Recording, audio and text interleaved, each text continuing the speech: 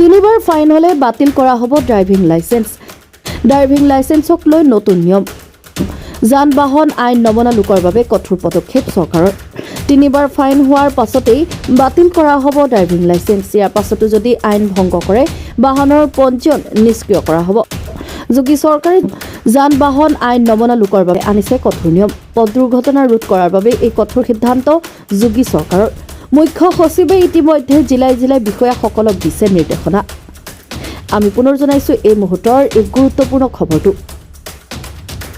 তিনিবাৰ ফাইন হলে বাতিল কৰা হ'ব ড্ৰাইভিং লাইসেন্স। ড্ৰাইভিং লাইসেন্সক লৈ নতুন নিয়ম। যান বাহন আইন নমনা লোকৰ বাবেও কঠোৰ পদক্ষেপ চৰকাৰৰ। তিনিবাৰ ফাইন হলে বাতিল কৰা হ'ব ড্ৰাইভিং লাইসেন্স। ইয়াৰ পিছতো যদি আইন ভংগ কৰে সেই আইন ভংগকাৰী বাহনৰ পঞ্জীয়ন নিষ্ক্ৰিয় কৰা হ'ব।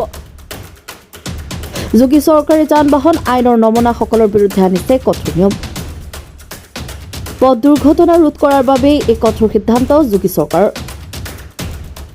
মুখ্য সচিবে ইতিমধ্যে জিলাই জিলাই বিষয়াসকলক দিছে নিৰ্দেশ।